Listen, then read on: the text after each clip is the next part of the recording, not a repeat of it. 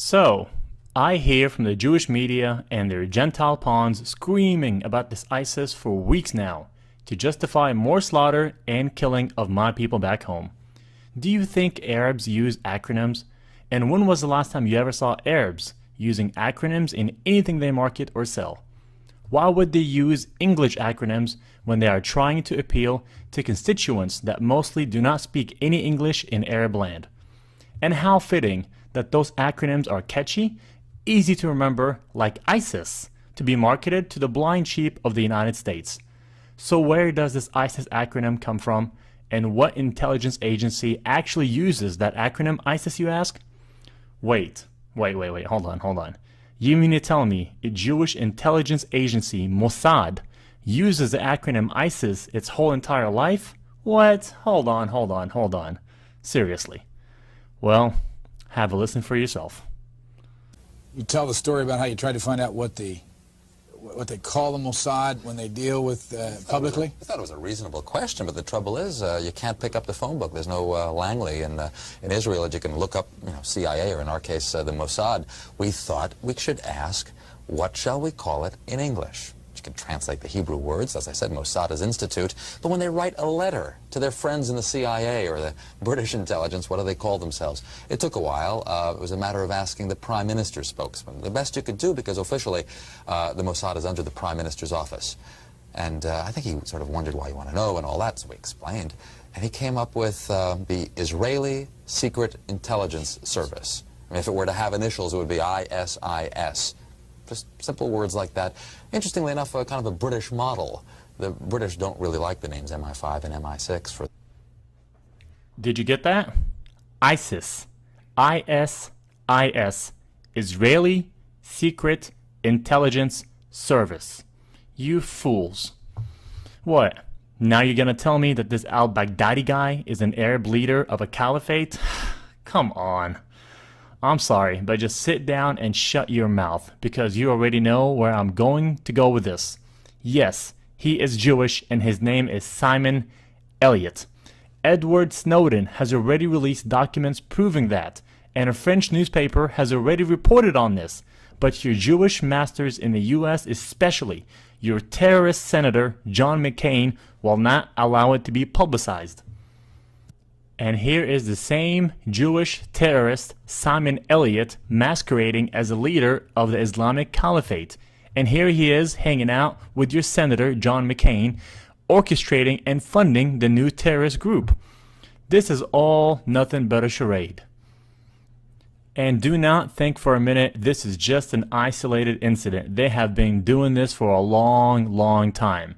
It is time to round up and arrest the majority of U.S. congressmen, senators, politicians, bankers, Wall Street executives, and corporate leaders, because they are all guilty of treason.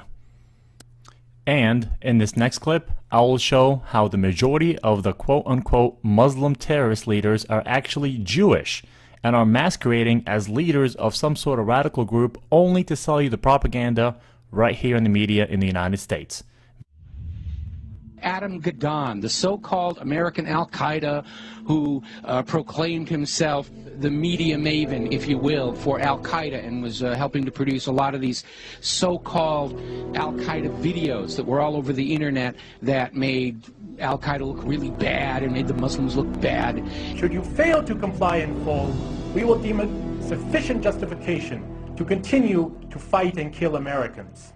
Come to find out, Adam Gadon's real name was Adam Perlman. And not only was he, in fact, Jewish, he was the grandson of a member of the board of the Anti-Defamation League.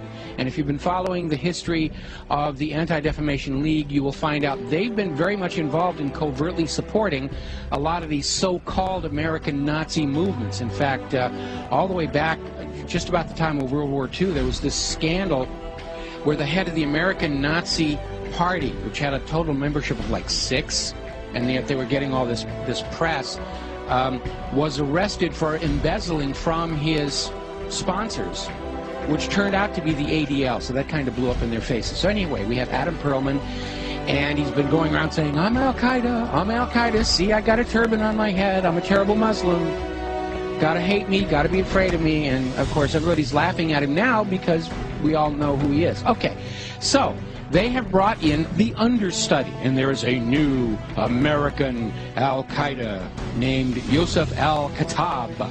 Ooh, big scary name, and they've got a picture of him out there where he's holding all these guns and knives, and he's dressed up like a wannabe Rambo, and he's scowling at the camera, and he supposedly has this website with things in it, like pictures of the Statue of Liberty with an axe buried in the back of the head. I mean, very heavy-handed, very over-the-top. There was also a link to a puppet show mocking Danny Pearl's beheading. Take a look.